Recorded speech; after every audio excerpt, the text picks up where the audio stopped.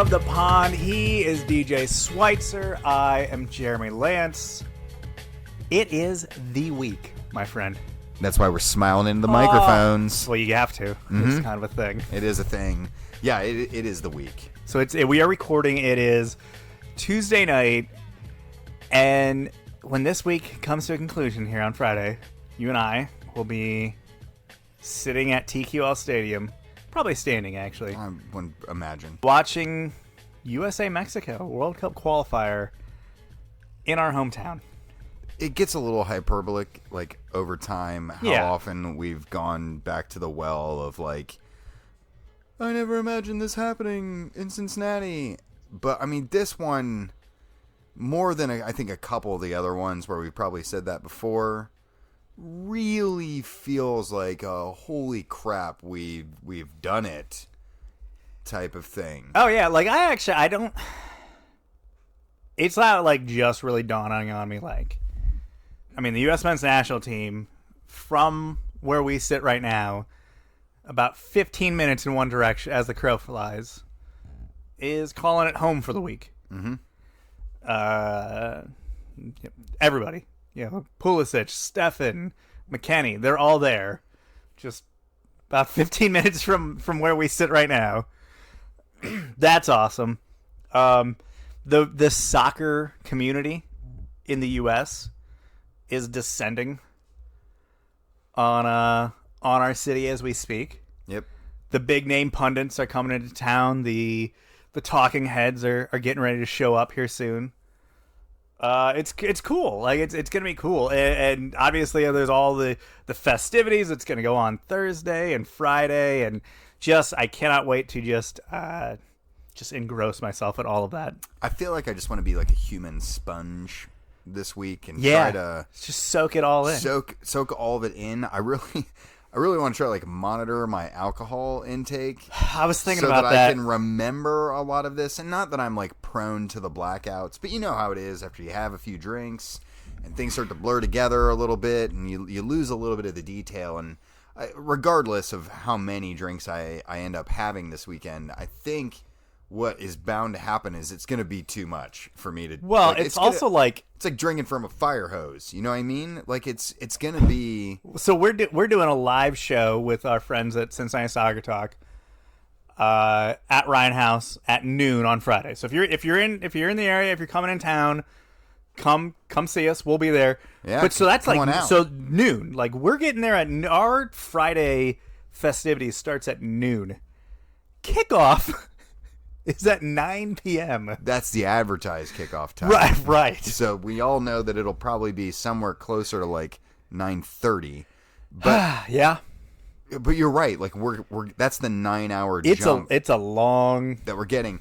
If you're accustomed to traveling with the U.S. men's national team at all, especially for our AO friends who are flying in from all corners of American Outlaws land, if you're a regular in that scene, like the night in before is almost as much as fun as actually the match itself. It's a cool kind of coming together of like, we always joke about this, like you need to wear your Twitter handle as a name tag, right, so that people know who you are, and it'll be wild. Like if you spend any time in the social sphere of American soccer, you're gonna bump into people in Cincinnati, Ohio this weekend that are active participants to the people guiding the conversation.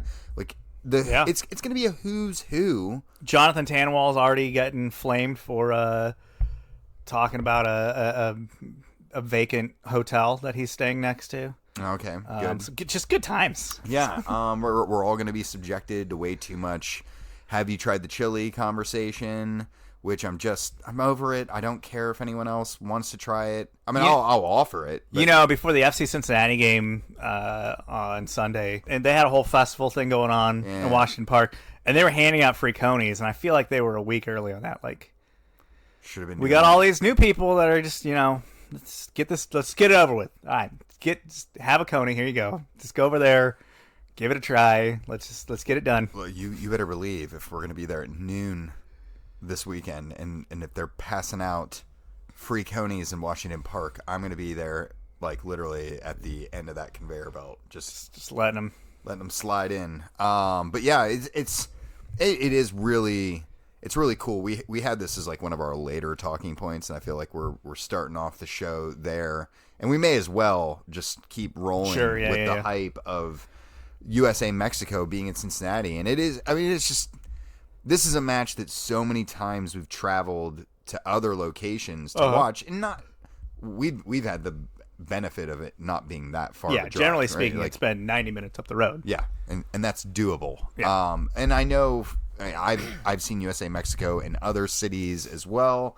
They've met, but this match, the magnitude of it, this is without a doubt, no arguments, anything close to it, the most important soccer game that has ever been played in the city of Cincinnati.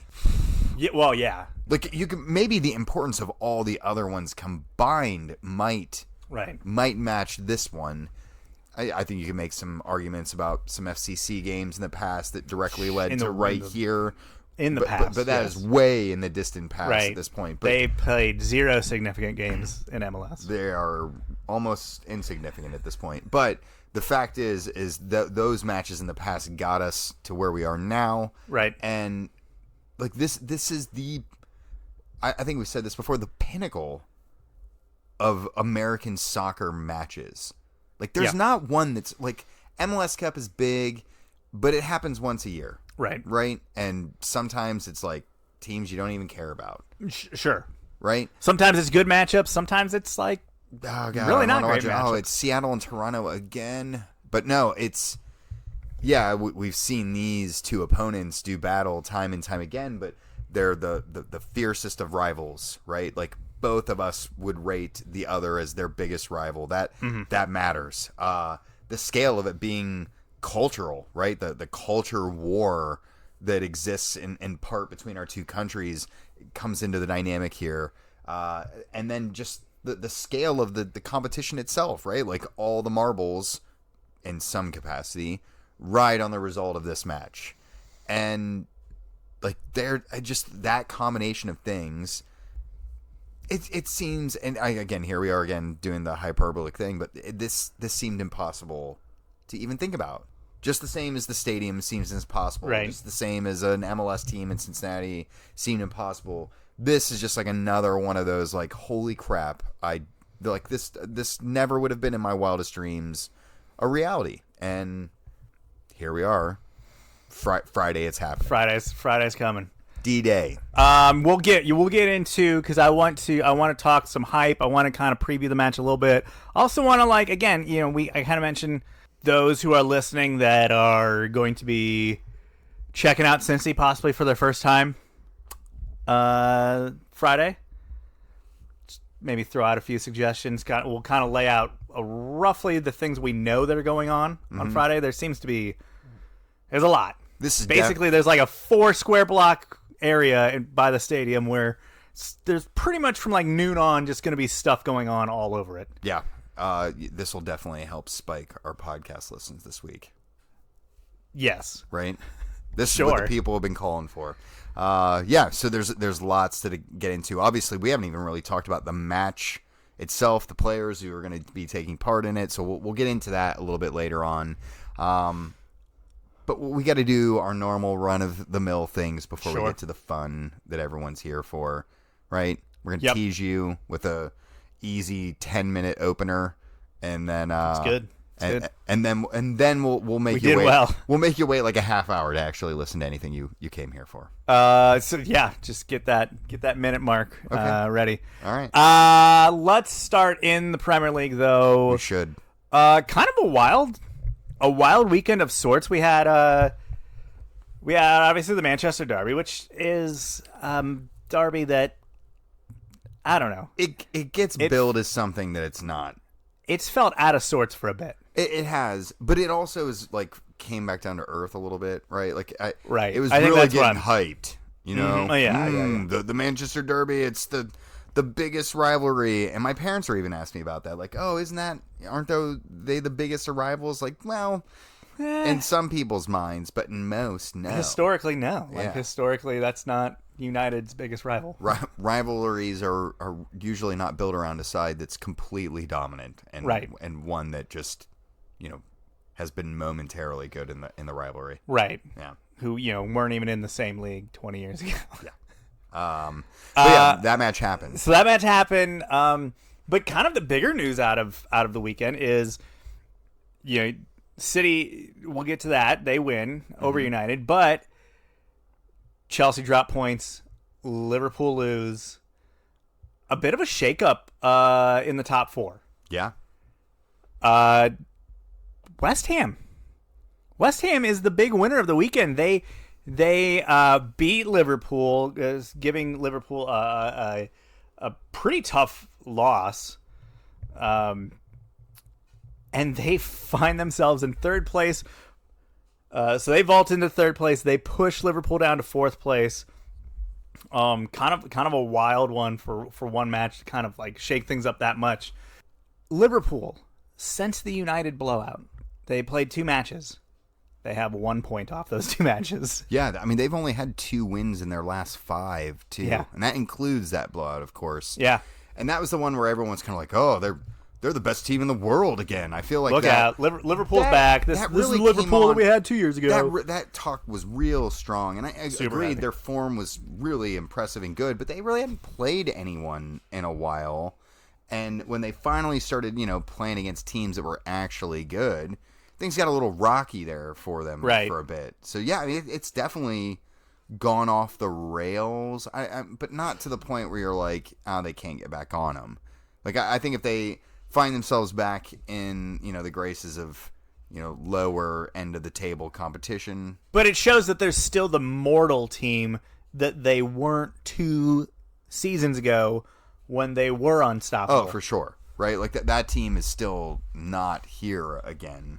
And we're here talking about Liverpool, right? And how, this is such a bad, result for them, and what does it really mean? I think the real story in the equation is just West Ham. Like, they're the story here. And, they, as you mentioned, vaulted Liverpool up into third place. And Moyes' men have now beat not just Liverpool, but Manchester City, Manchester United, Leicester City, Tottenham, and Everton. Yeah. Aside from Chelsea, it's going well. Aside from Chelsea, who I don't believe you guys have faced one another yet. No, I don't think so. That's pretty much the top of the table. And you start going, okay, like they probably deserve to be up here at this point. Well, yeah, I mean, remember how well they finished out last season. Yeah. I mean, almost we're talking... I mean, they almost pulled off a top 4 spot last year. Oh, yeah, they were really, really close. And that was the kind of, eagle-eyed, hot, fun thing to look at the end of the season. But they've come right back out of the gates on fire. Mikel Antonio has been a joy, not only on the pitch, but he's been fantastic on Twitter. He's like one of the few guys who actually runs his own account. Clearly, he's out there making memes, which is amazing. Doing some good Lord of the Rings memes. Oh yeah, dude, that tweet was awesome. Solid Photoshop. No, man, it's. I hate to say it's fun because I don't want to see like West Ham doing all that well, but it is kind of fun to see Moyes like getting a little bit of his revenge. He's built the squad up in the way that he wants to play. It's kind of like the team he probably wanted to have at Manchester United for most of his spell there. He's got his big, powerful forward in, kind of like, he was aiming. There's a lot of similarities. And it does take you back to what was supposed to be that pivotal moment in his career where he gets handpicked by Sir Alex to take over Manchester United. And it did go well. And then his career really went off the rails. Oh, yeah. I mean, he went to like somewhere in Spain there for a minute, or something, and then he was like bouncing around relegation sides, Sunderland and the like for a bit. And I remember when he got this gig, most of us were like, "Ugh, West Ham, like, oh man, Moyes, like this is back, not back into that barrel." Yeah, like, okay, is this like just we're going with just the retreads over here, like.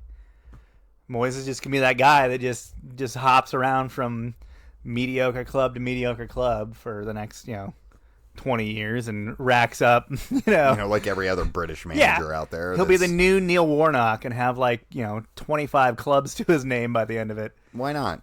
But here he is, finally shining again, showing that managerial touch that he had in those Everton days. I don't know. You got to feel happy for him. You do feel happy for him. It makes you start to wonder, was he meant to make a United great? Yeah, and maybe it was just not that United. It was West Ham United that he was actually supposed to resurrect and turn to the great and you side. also wonder then, maybe that United move happened sooner than it should have. That big jump. Maybe. What if that did? What if he didn't get the United gig, stayed at Everton, kept them going, and then made a move to, slightly higher up and kind of went a little more gradual than hey, you did decent with Everton. Come run Sir Alex's club. The biggest job in the world. No, I mean, I think whoever was bound to take over there, I think it was probably going to go off the rails. I think, too, it's gone off the rails for the last, 4 guys. Sure. Remove a piece that's been the cornerstone, the keystone for an organization for 25 years. Mm-hmm. And, of course, it's going to crumble when that happens. The other part of it, too, is I think that squad was ready to be turned over, and he didn't necessarily get the backing then to do that. Right. I mean, he was given a club that was definitely in transition. You had the old guard still kind of hanging around. You had the cupboard kind of bare as far as the young players ready to step into those roles. Oh, yeah. They'd really struggled out of the academy there for a while to produce and hold on to those players. And then you can obviously go into just the litany of never-ending poor money decisions by Ed Woodward and bringing in big money guys that just didn't fix issues and didn't fill gaps and didn't solidify the squad, and that's been going on still. But now he's found himself at home, and West Ham are just they're a fun team to watch. Fun team, 3rd place. Liverpool 4th place. Chelsea stay top, but they get pipped in a 1-1 draw in a match they absolutely dominated over Burnley. Burnley. Old gravel mouth over there getting a point against you guys? Yeah. What is that? We've been spending the last few pods talking about whether or not they're going to watch their manager get a can. Yeah. And here they go out top, pulling a point off the top team in the league. This happens with Tuchel teams, doesn't it? Yes. They kind of get these little waivers. But this one was definitely coming. Yeah. We have a bunch of injuries right now. Sure. We have no strikers. He never rotates. Both of our strikers are hurt. He never rotates. Mason Mount was out with an illness, then just came back. Then today he took video of himself all hopped up on laughing gas or whatever from he had his wisdom teeth taken out. Good for him. So he had a little Daniel goes to the dentist meme moment happening. Oh man. Where he was having a freak out in the back of the car. Yeah, hopefully his dad was recording it from the front seat as well.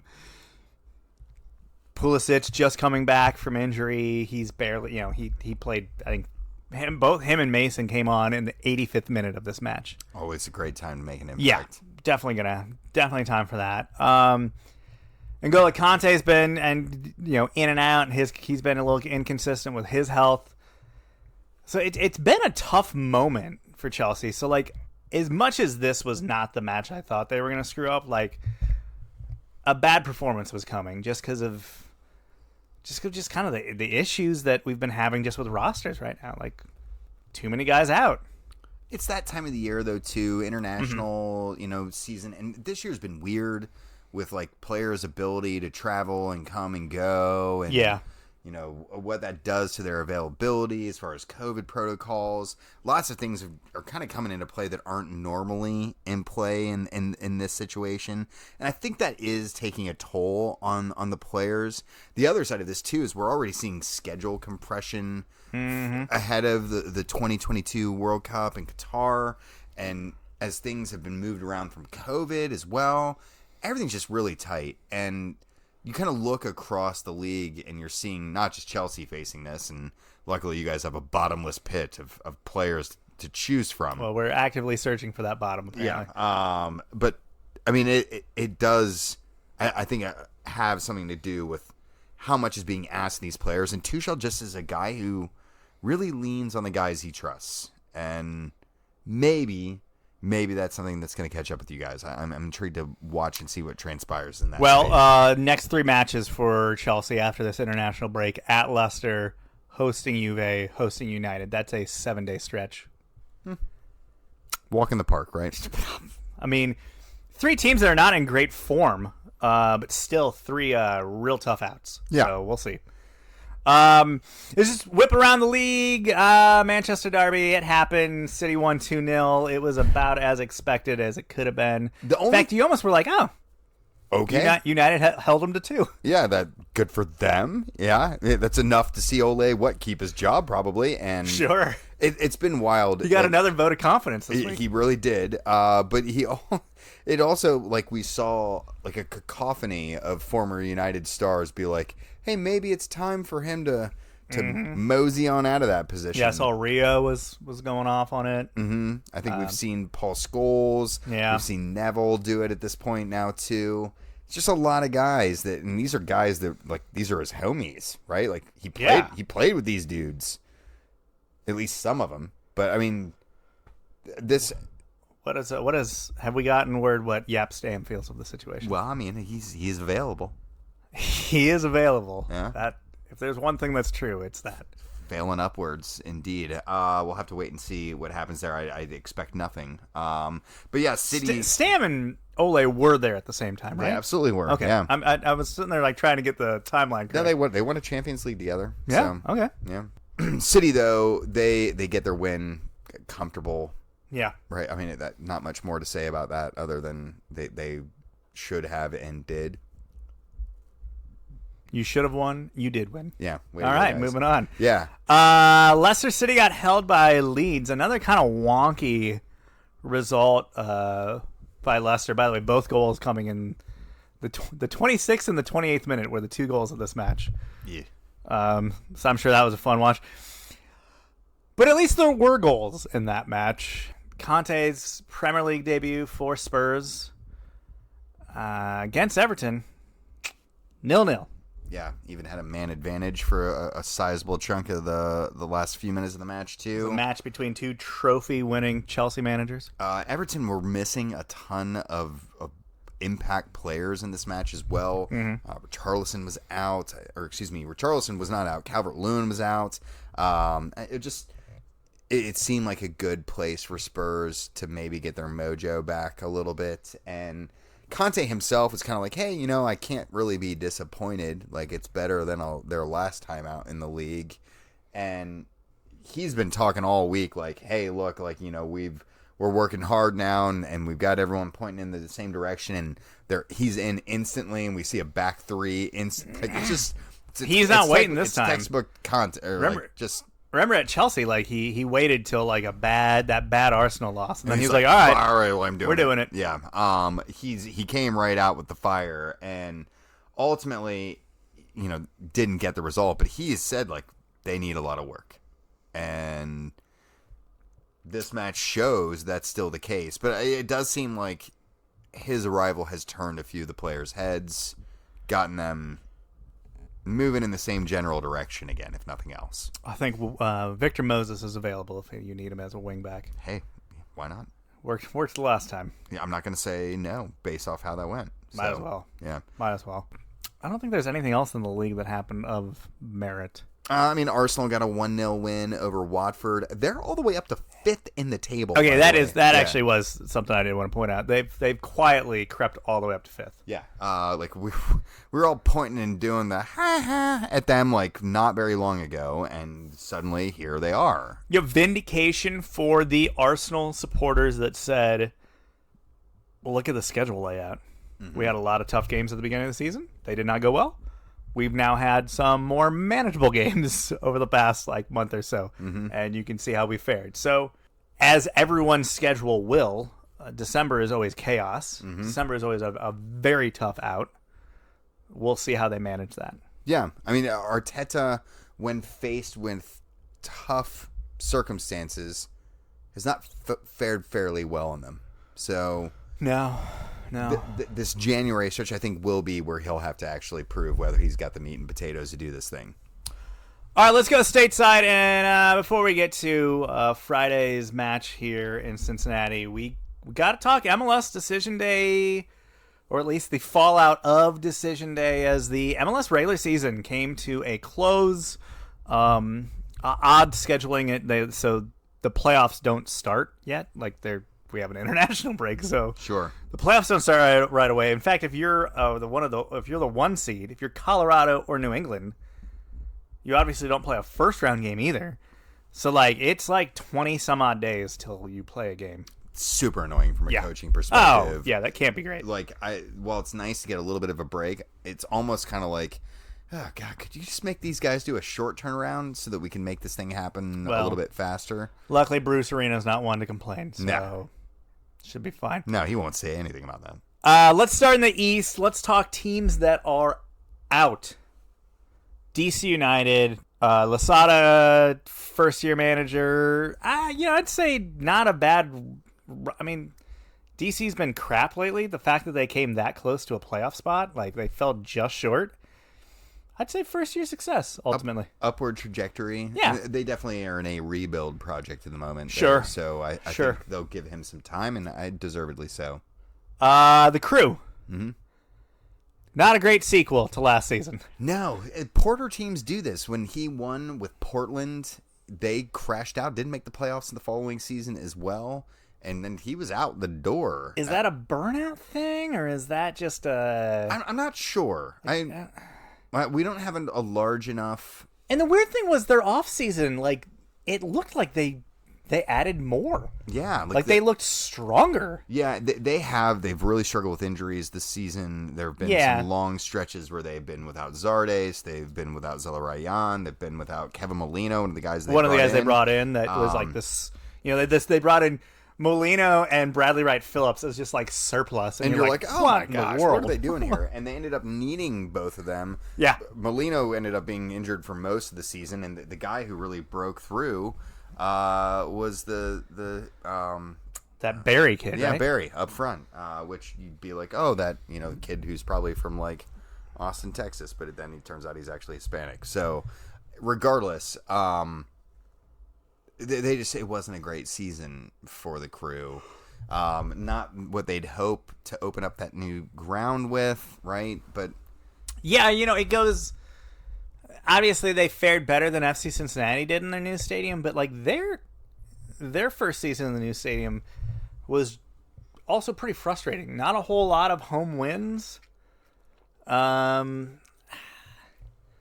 I don't know. It was for a Crew fan, you had to have gone into this season thinking we are primed to repeat. Yeah, and just the fact that it went the way it did, and they miss out just barely, and that was after the fact that they kind of had this decent streak to close out the season to try to make that into the playoffs.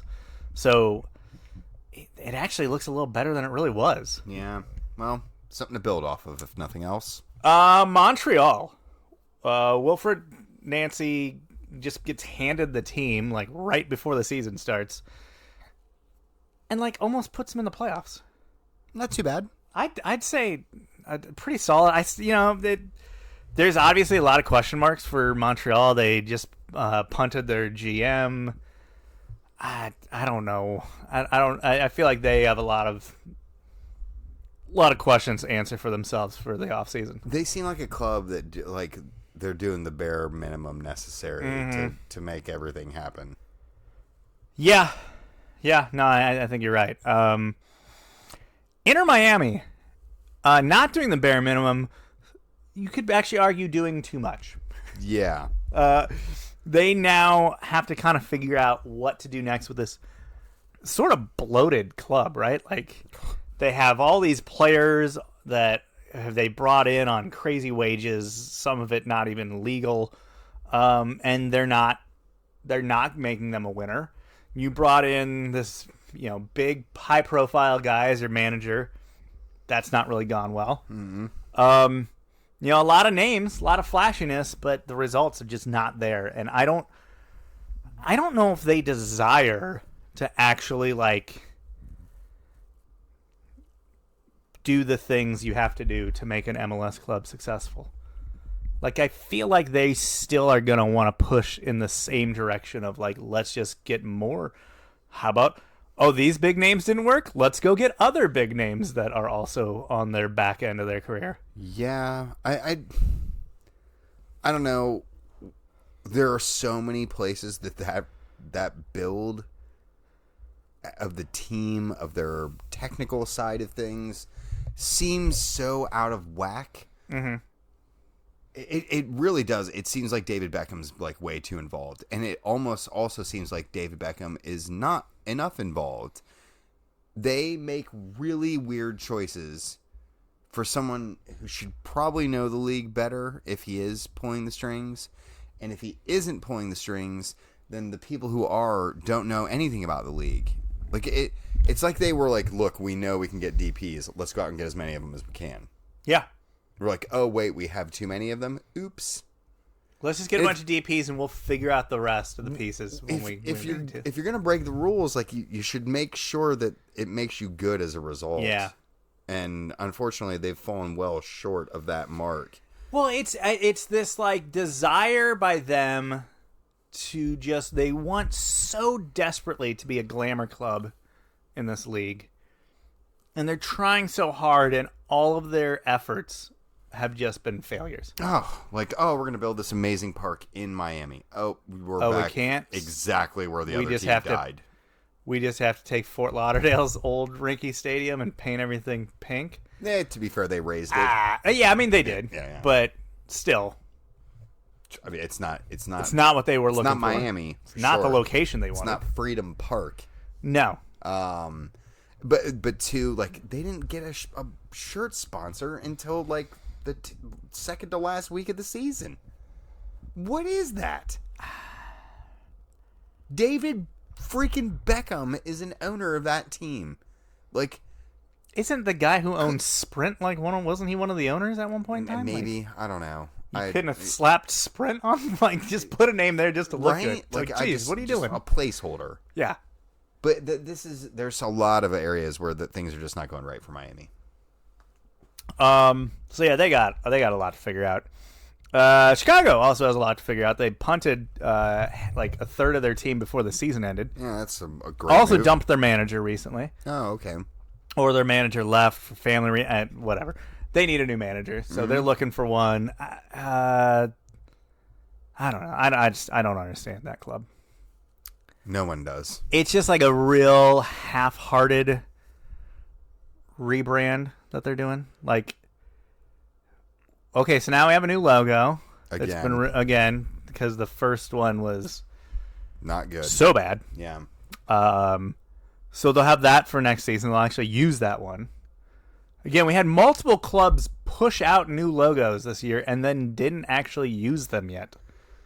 Yeah, which was a real weird one. It's weird Adidas timelines, but what are we also doing? What are we doing? It really doesn't make any sense. If you can't get it out in time, maybe just hold off. That's we're doing MLS 1.0 moves here. Maybe just hold off. What are we doing? Maybe just hold off. So yeah, Chicago still hasn't is still trying to decide if they want to actually be a relevant club in this league or just there. Chivas USA reincarnated. Exactly. Yeah. Toronto. Bob Bradley? ? Is he showing up? Because apparently, I mean, we'll get to it. LAFC are allegedly letting him go, or they're moving on. Well, his contract's expired. So, okay. So moving on, I guess, is then the phrase. Maybe. So that's a question. They need a manager. Sure. Bob Bradley might be one of them. Okay. Otherwise, just I'm not sure what you're doing job there. to his son. They're also getting ready to Like that team's got a lot of old dudes on it. Mm-hmm. But Michael Bradley, Justin Morrow is retired now as of Sunday. Josie Altidore. Josie Altidore, yeah, he's still there. I wouldn't put it past him to still be a worthwhile talent in this league who can still bang in a bunch of goals when healthy. He was not this year. And rarely as ever. Yeah, so that's part of it. Like, I feel like they need to almost, like, hit the reset button on their roster. Oh, yeah. They probably should have done that a while ago. Yeah.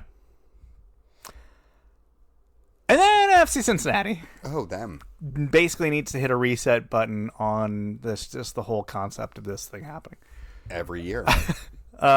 Yes, I wrote down another important offseason awaits. Yeah. As it has every offseason, because we've had to sort of go back to the drawing board each season. Hey, maybe it's just their way of keeping the fans engaged, throughout the offseason. It's like, yeah. well, look, if you want your offseason to be relevant, you need to be bad. Yeah, so we're gonna the moves you make. We're gonna have to really clean matter. house on this roster. Yeah, every single offseason. Yeah, so get ready to meet 10 new players. #, strategy.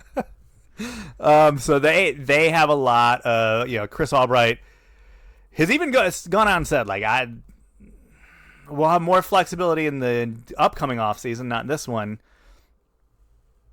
We're going to have to get creative to make the amount of moves we need to start making. Yeah.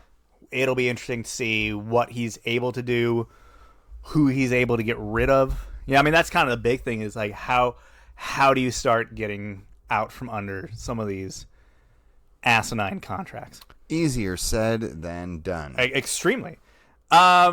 Real quickly, let's talk about some of the teams that made it in before we go over to the West. Atlanta United finally looked like they've got themselves back into being the Atlanta United that we knew. Well, they also ended the season against some easy competition. Yes, that helped them secure that playoff spot that was basically already secure. Yeah. A lot had to go wrong, it's a little including bit of losing to FC Cincinnati. A little bit of a gimme game anyway, but yeah. So they're in. They're in. Orlando's in. I feel like Orlando should be a lot better than a team that got in. But they tripped into the playoffs. Exactly. They were hot early on, then they've been falling down the stairs, and someone shut the door right before they fell outside it. And then New York Red Bulls made the playoffs. I can't tell you the first thing about this club right now. Frankie Amaya plays there. Well, a little bit. He plays there less than he played at FC Cincinnati last year. But remember, he had to go for the betterment of his career. He had to go somewhere to get minutes. Well, so why? If you're not getting minutes at the worst club in MLS, why on earth would you get more minutes at a competent playoff contender club? Well, I don't know. Am I just do I have brain damage? What's happening? I don't know. I refuse to get on board with the idea of it was a good idea for him to stay here too. I don't think there was a good idea for him. Well, you know what I mean? I think there's a lot of ways to interpret that situation. Honestly, the best thing for him, I think, would have been to freaking get himself loaned out to Lou City for the year. Ooh. Where somewhere where he can play with a well-built roster where he can play every day. I don't know that that's where he sees himself. I'm sure that's not where he sees himself, but again, bud, you weren't in the long-term plans of the worst club in the league. I think there's a lot to be read into that. Yeah, he's not good. That's all you have to read into it. I don't know. I think the jury's out. All right, you're gonna disagree, but yeah, hey, prosecution rests. Yes, absolutely. Sure. Let's go out west. Sure. Teams that are not continuing on with their season. Real quick, there are teams we're gonna talk about here in a moment. Decision Day, for perhaps the first time ever, was bonkers awesome. Yeah. But only in the Western Conference. The Eastern Conference was kind of okay. So much so that we later found out that Pro had to admit that their officiating actually might have tipped one of the results. Pro's had a really good run here the last few weeks. Yeah. they're having a mare. Yeah. LAFC obviously is the big one. Mm-hmm. They are out. It appears Bob Bradley is out. Who is in? They're not going to go hire some no-name assistant that's like the hot new thing. Like, they're probably going to want to try to make like a big boy hire, I'd love aren't to they? see them. I'd love to see them go back into like a really deep MLS well and hire like, you know, someone who's been around the game forever and totally doesn't deserve another shot. Like, that's what I want in the deepest corner of my sadistic So little Dom mind. Kinnear. Yeah, literally the exact name I was going to pull out here. Like, almost exactly who I was going to say. But you have to imagine they're going to try to go for, like, a name. My absolutely wild prediction. The U.S. wins on Friday. Oh, I was actually going to say this. Yeah, Oh my go ahead. God. Do it. Tata gets canned. Tata. Yeah. And then they hire Tata. It's wild. If That's Tata wild. gets let go, I mean, the amount of MLS clubs that will, like, just like George Costanza running out of that fire at that kid's birthday party, just shove everybody out of their way to run to get Tata. Like, Yeah. there will be even clubs that have like a decent, like an okay situation going on as it is with their manager. They'd be like, Philadelphia would be Yeah. like, we're going to can Jim Curtin. Like, we don't, to bring in, no, they wouldn't do that. But Yeah, I mean, but like, yeah, that would be a spicy one to have out there to go get. I'm trying to think even who would be the other good options besides that. I don't know. There is one name. Yep, Stam. A gentleman who does live in Southern California. Oh, Of course, his son plays for the other LA team. no way. No, I don't think. I don't think they're that stupid. They're not that stupid, are they? Everyone gets stupid every once in a while, right? I'm. You know what? I'm for it. I'm all for. We haven't had him in MLS yet. Bring me the Jurgen Klinsmann. Make it happen. Short drive. Get him. Get his helicopter back out. There you go. It's dangerous up there with those helicopters. Anyway, it'll be interesting to see who they go for because that'll be a fun one to watch. Galaxy also did not make the playoffs. Again, just when you thought the Galaxy were like, hey, the Galaxy are back, like they're one of the big dogs again. They crapped the bed. They had a bad end of the season, but also think where they were last year. Like, this club was really bad last year. And I do think they're pointed in the right direction now. Yeah, I mean, you bring in Chicharito, and then he like barely got to play last year. He was great in the final match of the season for them, by the way. Yeah. I mean, he is definitely everything you wanted from a big-name DP. He definitely seems like he's 100% bought in. Yeah. Like, he wants to, like, be the guy that gets this club, like, winning again. Yeah. Not much time left to do that, though. So. No, yeah, he's got to start making moves quickly. San Jose. Almeida, is he staying around? Like, I feel like this guy's been on the verge of leaving this job for 3 years now. I think the experiment's done now. Though, yeah, it's not right? going. Like, it's not like they're like succeeding with this. It's move. like, hey, let's see if this works in MLS. And when it was working, it was super fun. Like, it was really fun to watch. Like, they'd be in these wild shootout games. But like, honestly, here's the weird thing. I think he would actually be a better fit at LAFC. Like, If you actually give him good talent, like And San some, Jose's like- team sucks. Give him good talent, and like some money to back him. have him just go into League of Mex and go Okay. grab some dudes. Okay. I think he could make that work real well. I'll hear this argument, if only for like Blazing Fire. What about Blazing Fire? Well, just him burning down the franchise in the process. Oh. I'm not. I mean, burning down what franchise? I mean, he's already kind of done that with San Jose, right? Yeah. Why not do it to another team in California? I don't know. I think that could work out. I think it could be really entertaining. Like, that's where I really. Yeah, I think there could be some good drama with it too. Yeah. Him and Tony Robbins get into a shouting match. Yeah. The only thing it'd be better is maybe they bring in Shalice, right? Get a little cigarette action on the There you go. sideline. I'd be for that.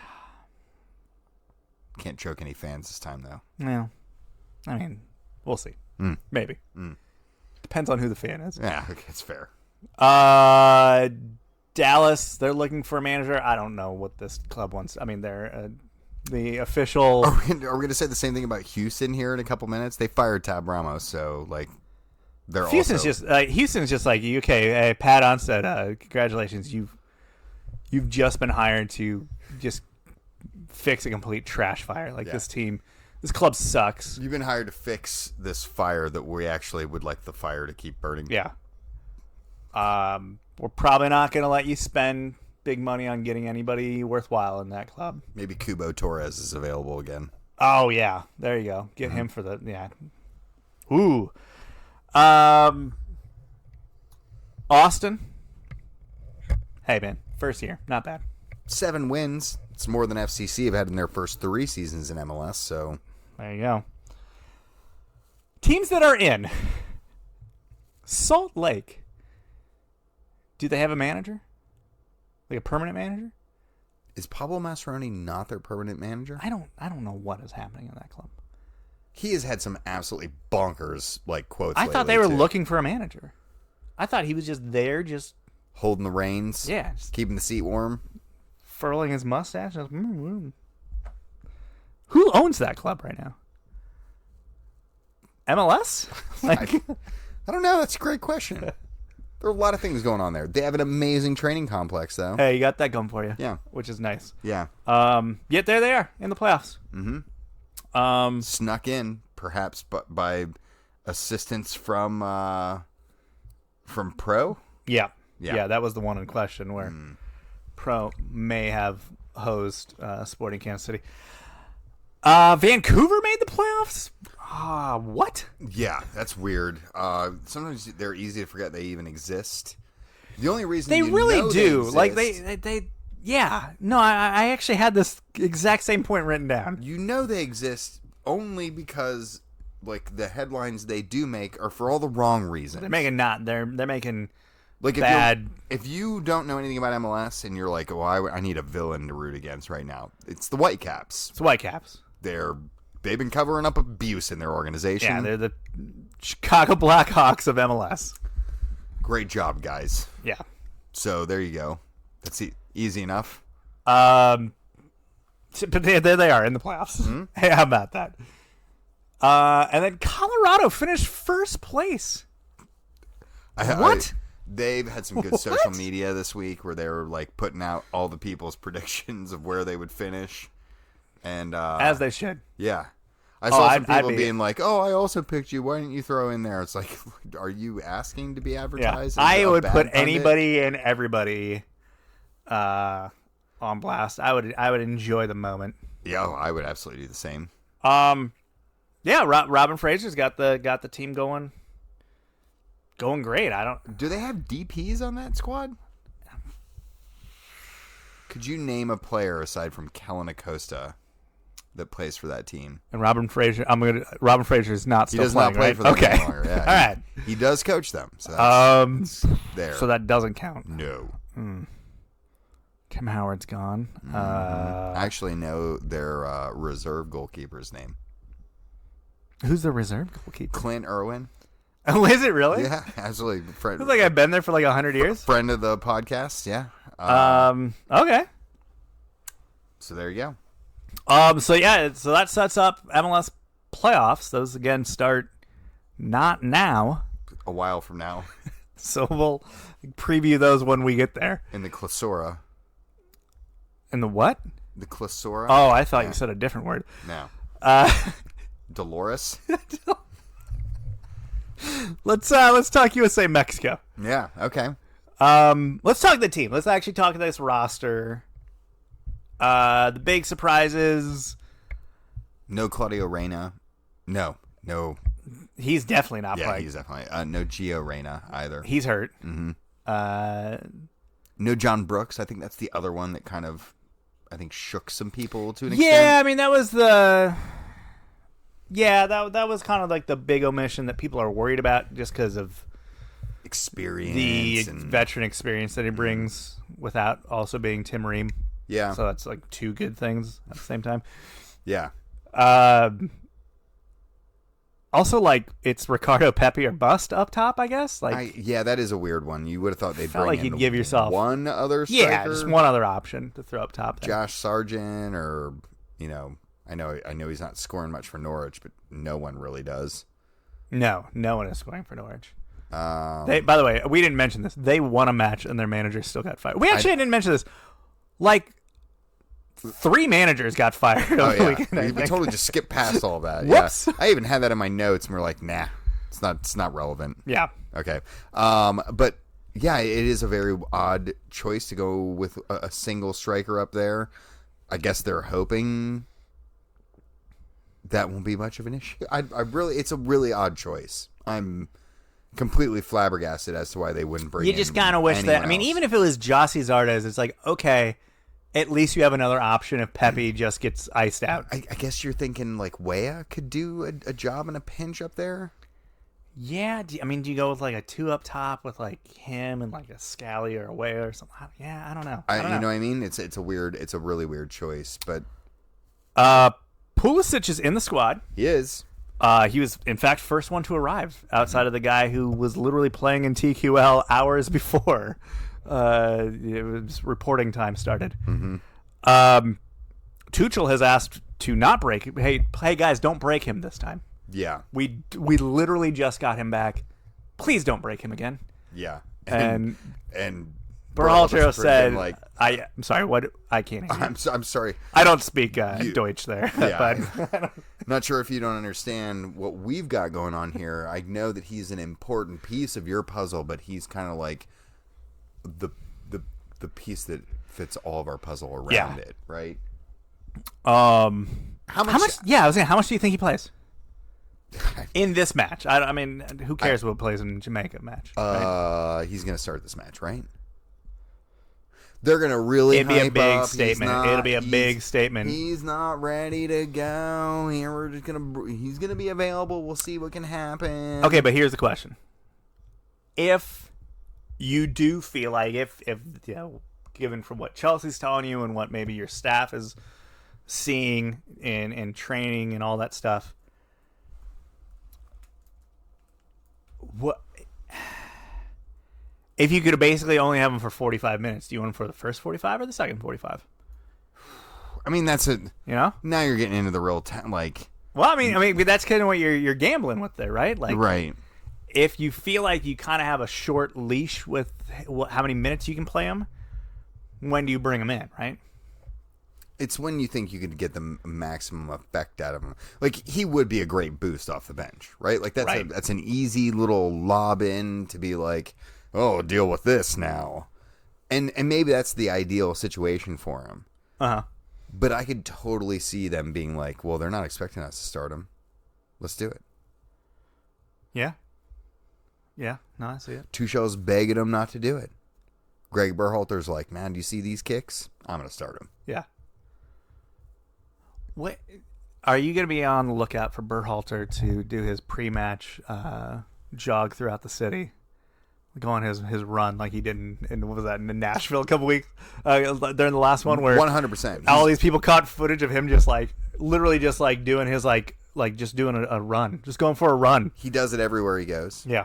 So yeah, I fully expect that he'll be doing it. I will not be out hunting him because, I mean, I don't like running as is. I don't need to watch other people do it. Honestly, what he should do is they should just contact the high school right next door, and he can just go run the track. Because they can lock it up for him so that he's not even bothered. Sure. Anybody. Yeah, he doesn't need the paparazzi. Yeah, he doesn't need people out here just buzzing about, messing with him. He's got some bunch of drunk AO guys screaming at him. Hey, start whoever in the match, maybe Pulisic. But yeah, I don't know, man. It's gonna be a very interesting call that Berhalter has to make. Yeah. So we're doing a live podcast on Friday at noon at Ryan House with Cincinnati Soccer Talk, a podcast and platform that we both help out on. So that's going on at noon. That party starts then and goes on for whenever there. Right. There's stuff at Northern Row. Is Northern Row the day of AO festivities? It's the day of. That's where the official quote unquote tailgate will be for the standard American Outlaws pregame festivities, but everywhere is got something going on. Like the whole city is going to be lit up for it. All of the supporter bars for all the local supporter group chapters are all planning big events as well. Yep, the pitch. Yeah, the pitch is going to be where all the night before festivities will be happening. If you've done any of these U.S. men's national team matches before, I mentioned this at the top of the show. Try to make it out for that. It's an awesome experience to really rub shoulders with. Yeah, a lot of who's who in kind of American soccer. Like you will literally. That's one of the coolest parts about this is like, want to see a journalist that you really like, or a Twitter personality that you've followed for a while. You want to see Grant Wall wearing 4 masks at once? Yeah, he'll be there. That's the place. He'll be there in a hazmat suit. Yeah, it'll be really cool. Don't go near him though; he won't let you. No. Yeah, can't sneeze on him. Yeah. Do you want to meet Alexi Lawless? Yes, the answer should be yes. The answer will be yes. No matter what you think of Alexi Lawless on Twitter or on Fox pregames, the dude is a great entertainer in person. He is beyond polite, like way more so than what he probably should be for a guy who gets like literally abused out in public at times. But no, he's an awesome dude to meet. I have met Alexi on many occasions, and he's definitely someone you'd want to bump into, like for the experience alone, right? Do we think there might be any like big name special guests? I've wondered that as well. I've heard some rumors. Go ahead, say the rumors. Why would you not say the rumors? I've heard a pair of famous podcasters will be involved in the day's festivities. Men in Blazers? I was thinking about the Wrong Side of the Pond podcast. Oh, yeah, we will be there. Yeah. I was like, us? No. Men in Blazers? Maybe. Hooligans? Probably. Yeah, I don't know. Yeah, I've heard that there are to be some special guests the night before stuff, potentially. I figured. Yeah. Coach Beard, I heard. I don't know about that. That would be that. Oh man, because he had been doing some stuff with U.S. men's national team, like been doing some promotional stuff with them. Mm-hmm. That would be pretty dope. That'd be pretty cool. What if it's a Jason Sudeikis drop in? Oh my gosh, I'll literally just melt into a puddle right then and there. Turn into dust. Right. Oh my gosh, what is happening here right now? Yeah, but I mean, I wouldn't be shocked at all if we got to see some big names pop out of the woodwork for this type of event. Because this is really becoming a marquee thing, like a really big thing. Yeah. Ticket prices are insane. I don't know if you checked out the secondary market at all. Don't. Tickets. I checked out the secondary market by virtue of the fact that you're moving some. We moved some yesterday. We moved some yesterday for more than I'm assuming you purchased them for. 3 times what we purchased them for. Oh my gosh. Oh my gosh. I mean, they were in a price range like we were locked into a price range that we didn't really want to spend per ticket. So we're like, well, let's just try to sell them. Yeah. And the market kind of just did what it did. Watch that invisible hand. I mean, listen, if you wanted tickets like 5 rows behind the Mexico bench, we had your hookup. It's going to cost you a few bucks. just a few. So what are you most looking forward to with all of this? I mean, yeah, just seeing people, not even like the big names, but just seeing people within the local community, within just U.S. soccer community. That's not even like the famous people, just the people you've chatted with and talked to. If there's one U.S. soccer Twitter personality that you'd love to see in the flesh here, Ted Westerveld. Oh my God, it was going to be exactly who I was going to pick. I would lose it if Ted came. He doesn't spend money on games. He doesn't even actually like soccer. Dude, I invited him out for a beer in Denver, Colorado when I was there for the All-Star game. Yeah. And he ghosted me. That's a shame. Who saw that coming? Didn't even send me the Tinder message back. What a jerk. That's rough. It is rough. I don't know who I would want to see. I mean, I haven't kind of gone through like people's feed and seen like who's already mentioned that they're showing up. I'm coming to Cincinnati. Like, is Pablo showing up? Like, he's... Hey, would you like my restaurant suggestions? Yes, you should go to... there's a Frisch's. Oh, man. Right downtown. Right downtown. There's also a Wendy's right downtown, too. Yeah, there's not. Oh, God. Did that close? Yeah, the Wendy's has been gone for a long time. Oh, my God. So, Snappy Tomato Pizza... Right there. Is that there anymore either? I don't know. Don't follow any of Jeremy's downtown restaurant suggestions. Bruegger's Bagels on the corner 4th. No, I think that one's gone too. That one's gone too. Yep, that one's gone for sure. Has been for at least probably 8 years. There is a Chipotle at Fountain Square. That is not gone. It is there. It is still there. Yeah, if you want food suggestions, literally, if you're in OTR and you see a restaurant, just go to it. It's a good one. They're all good. And they're all there. Yeah. If you want to like try like a big like staple, like something that like people talk about, I would say the Eagle, maybe Holtman's Donuts if you are out and about in the morning. Or really at any time. Their donuts taste really good at all times. Honestly, good luck getting into any of these places this week. I think that's going to be the harder thing to do. Yeah, I would say look for food trucks, street vendors, something that you're just going to be able to easily be able to just grab and just eat right there on the street, because I don't see you getting a table anywhere. Yeah. Also, if you're hoping for fast food, it's really not any. It's not anything that you're not an over the Rhine. Closest thing to a chain, Goodfellas Pizza, maybe. Maybe, yeah. That's about as good as you're going to get. Might have to catch an Uber over the river into northern Kentucky to make that happen. You go to the Pony. They have really good wings. Yeah, if you're looking for like some low key bar spots to go and check out that aren't going to be like the hub of action, we're always going to recommend Rhinehouse. That's where the Fan Fest will be in the morning. That will be a busy one, I think. It is. They've got the street shut down next to it. They'll have a big screen where they'll be showing the game if you don't manage to get tickets. We'll obviously be doing the live show, which you mentioned there earlier. But it's a great kind of small neighborhood sports bar. I'm also a really big fan of Arthur's. It's an old spot. Yeah. You could check out too, but there's so much to do. Like there's literally an endless amount of stuff to Park do. early, abandon your car early, and just wander around. Yeah. Over the Rhine. Again, food options, you really can't go wrong. The Pitch is another cool one. That's kind of the newer soccer bar. It's some people that we know started that up, so it's new, and it's literally right across the street from the main entrance to the stadium. Yeah, absolutely. So it's if you are spending the day there, that's a good like last stop. Is to grab a drink there before you head on in, because you just walk across the street and you're in the stadium. Yeah, it's gonna be a wild one because this is gonna be the first USA Mexico match of consequence that's like in a city, like. Yeah, you're not going to be in the middle of a parking lot.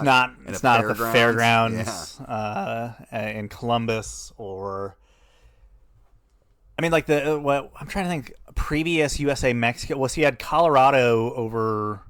You had Denver over for the CONCACAF Nations League thing, right? That was in Denver, right? That was in Denver, yeah. Where is that stadium? That's Mile High Stadium. Is that where they held that one? Is that out in the middle of nowhere? That's not downtown. They did not play that at the Rapids Stadium. That was played at. It was played at the Broncos Stadium, right? Whatever Mile High Stadium is called. Which is now. not downtown. It is downtown. It's pretty close. It's pretty close to downtown. Yeah. All right. And then the Rapids Stadium is out. That's out there. I did know that. It's at like halfway out to the airport, which is also a million miles away from downtown. They played like in AT&T. That's not in Dallas proper. Like that's out in the. No, that's up in Arlington. Yeah. Yeah. So that's definitely not one. And it's also like not like within like a downtown. It's just a gigantic, never-ending parking lot surrounding it, I believe, right? Yeah, and like that's kind of North Texas or North Dallas in general. Like all the way up into Frisco. It's just the same thing. It's just a sprawl of like strip malls and like new money like rich oil people and investment bankers. But yes. So yeah, this is going to be a game in the city. We're going to get to feel it a little bit. And that's what's going to be what I really dig about TQL if you've never been there. Is it is like it's an urban stadium, and it feels a little bit like you're in a neighborhood, and then oh my gosh, there's a stadium, and the city gets to be a part of the vibe that goes on down there, and it's going to be USA Mexico. I always say this. I've been to games in Europe. I've been to World Cups. I've been to the whole literally I've seen it all. An Olympic final.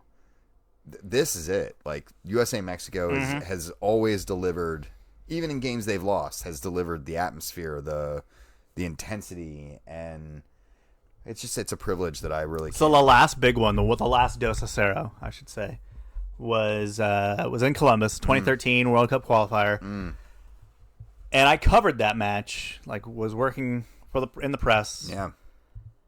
And that, I mean, of all the things I've covered in my life, that night, I had goosebumps multiple times. Clint Dempsey chipped a penalty over the bar to preserve the 2-0 scoreline in the dying minutes of that game. It was mayhem. I remember people being like, "You can't break it!" No, it's 2-0. Yeah, right. So the media press box was built.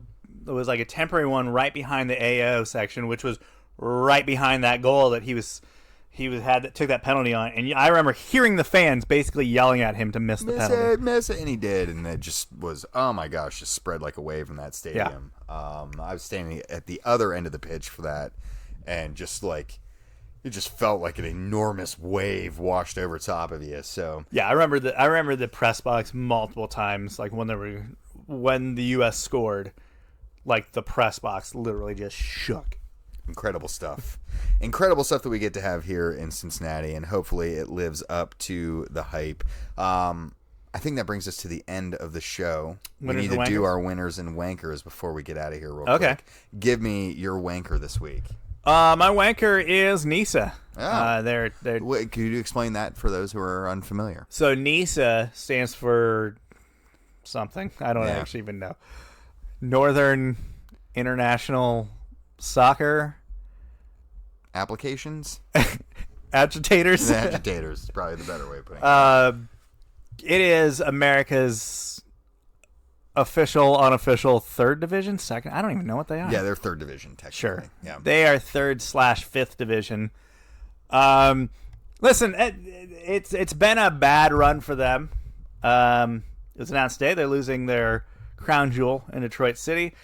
They've also had a lot of issues with rumors that they're not paying their refs, which is kind of not a good thing. No. And also, do you know when their season ended?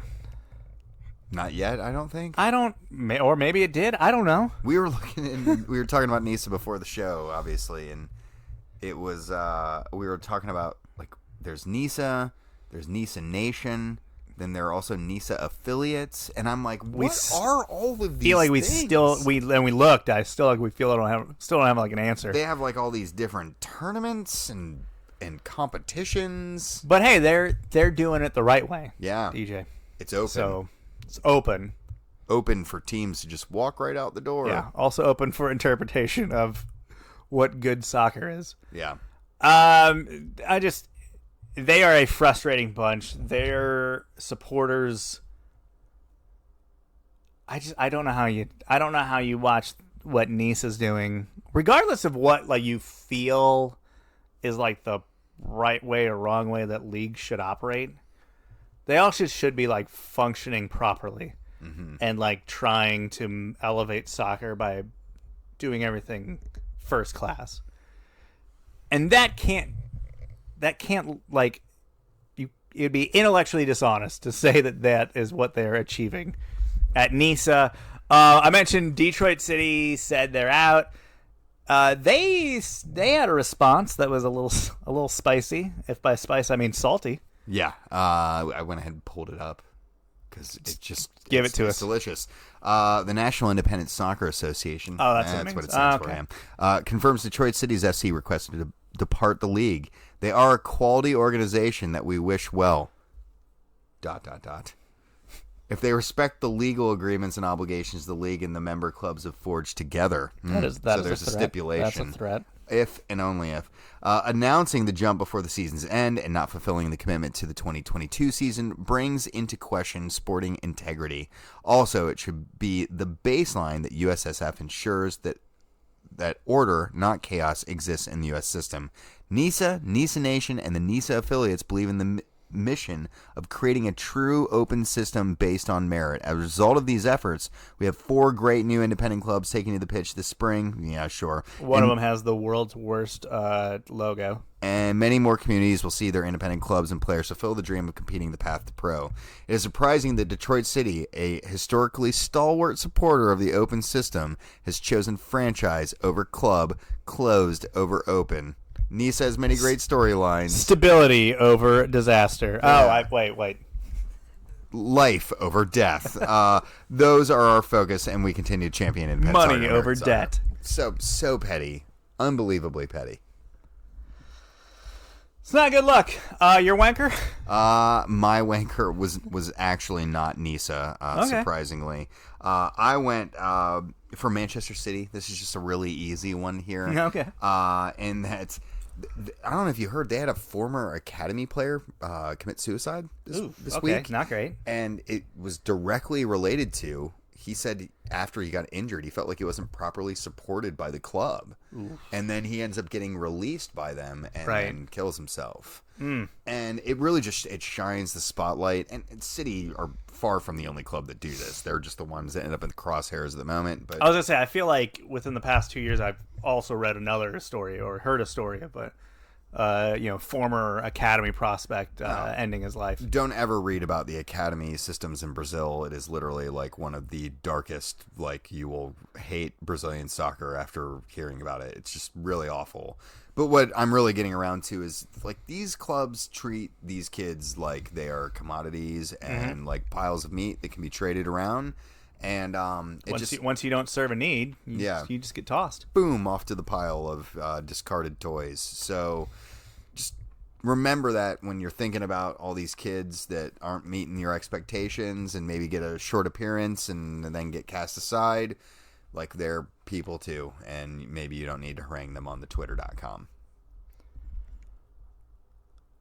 My winner. Yeah. Detroit City. Oh, guys, you did it. They're mine too. You did it. They're mine too. You finally, you willed yourself into this awesome position of being part of the USL, of US Second Division. And it's such a good day for Detroit City. Their fans, they might not be happy with it, but they should be. They're leaving instability of the NPSL / NISA / NASL and NPSL when they were trying to do a pro league at one time. That's not stable. USL Championship, pretty stable. A lot of good clubs, a lot of money involved, a lot of checks and balances as far as how the league is operated. Most of the logos looked like they were competently done. All good things. Things you can't say about the league they're leaving behind. Right. Pretty sure USL refs are getting paid. I almost just said for a moment, you almost feel bad for the Detroit City fans. But I don't feel bad for them at all. They might be mad. I feel bad for them in this situation? Just because they can't see the good that just happened for them? This is a classic example of not seeing the forest for the trees, right? Right. They don't care about the league. They say this all the time. We're club over everything. Sure. We'll prove it. Right.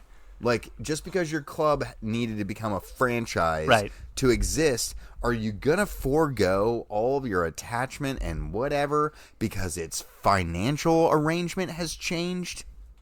This becomes the time. This is the greatest part about this entire thing for Detroit City's move. Not only do they get the stability and likely longevity of going to one of the longest running professional soccer leagues in this country, but they also get to prove how hypocritical their fans are or are not. Which is what everyone on planet Earth has been waiting for the opportunity to do if you've spent any time dipping your shoes or toes into soccer Twitter. I like to take my shoes into the pool. Yeah. I know people who do that. Yeah, it's just they talk about club over everything. But they also talk about being so for open system and all that stuff, and it's like, that's great, guys, but like the whole club over everything, like the everything, when you don't worry about the everything or you're not concerned about the everything, like the everything is what's going to take you down. You keep staying with these not so stable, wonky leagues. I understand you have a lot of support, but like eventually it will eventually kind of get the better of the club financially. Like, why would you want to like show up and pay money to watch like you beat up on a bunch of amateurs each week out? Which they did do. I mean, they absolutely dominated the league this year. And I know that people say like, "Oh, I'm fine with that," and whatever. But like, maybe for a day you are. Maybe for the hardcore fans who are out there, like not really for the soccer itself, they're more for the community and I'm not judging anyone who wants to do that, like whatever. But at the same time, you don't make it just on your hardcores. Right. The hardcores attract casuals. Your casuals pay the bills. Yep. And the bills get paid by attractive soccer. Because if your product's crap, as we found here in Cincinnati, the hardcores eventually wane, and then they attract less casuals, and then you are stuck in a bad, like, negative feedback loop. Yeah. The longevity of this club was never gonna be in hopping from one rinky-dink Mickey Mouse league to the other. And I know that's a crass way of putting it, and I know I respect a lot of people that do a lot of work within those lower leagues, but at the end of the day, you had a club that was so successful, called Lightning in a Bottle, was growing well, was showing that they could rise to the occasion. They move into professional leagues from the NPSL where they actually have to bring in, players on wages and all that stuff, and they smashed it. Yeah, they met the challenges. Yeah, they met the challenges. Their supporters didn't wane. They've grown. And eventually jumping from league to league that wasn't serving your needs and wasn't elevating you was eventually going to catch up to them. So they had to leave leagues when they grew out of them. They left the NPSL because they figured they needed to move. Well, they moved to the NPSL's attempt at a pro league, and then obviously then jumped to NISA almost immediately. Yes. Because they knew that they could succeed there, and they wanted to go to the next challenge, and they wanted to grow with that. And obviously there was a lot of philosophical things as far as how NISA was run, but ultimately NISA was not tracking upwards. And Detroit City still was. And so if you, at some point, it just doesn't make sense to hang around in leagues that are just floundering while you're, building something great. So you have to go where you can. And now they're going to be in a league where they're going to, they're going to have they're going to have better geographical rivals. They won't have, all the random Michigan clubs. But you're going to be able to go and play, great away trips to Louisville and Indy. I mean, those are going to be awesome rivalries to build between those three clubs. Oh, yeah. I mean, absolutely. Pittsburgh's not too far away, right? Like, there's rumors of a Cleveland club that don't ever seem to die, but also never come to fruition. Keep waiting for that to happen. Right? I mean, there's so much room for them to flourish and grow in this new space. Yeah. And I have very little doubt that they will. But their fans have to get beyond their own egos first. And if they can do that and see that there's, even if you don't like everything about the scenario you find yourself in, like, hey, your team's still alive. And I'll leave it on this. I've always contended that think the best chance at like an actual like successful open system in America will be something like USL with their already established closed tiers, eventually opening that up or doing something like that, where there's already just stability and established clubs and a well-built system that if they could open that up, it could work well. And I think it's going to be the proven leagues that are going to then be able to go into open instead of the opposite, where we have unproven leagues immediately start with an open system and then trying to prove it that way. That has not gone well so far. No. It takes a while for the training wheels to come off. Yeah. But if you give them an opportunity to learn how to ride first, then maybe, just maybe, we can see what happens when they do come off. So, yeah, listen, it's ultimately a good thing. Their fans just have to figure that out. Yeah. That was your winner too? It or? was. Yeah, okay. All right. Well, nice and easy. That's the show. That is our show. As always, thanks for listening. Jeremy's at Jeremy Lance on Twitter. I'm at Wrong Side of Pond. Until next time.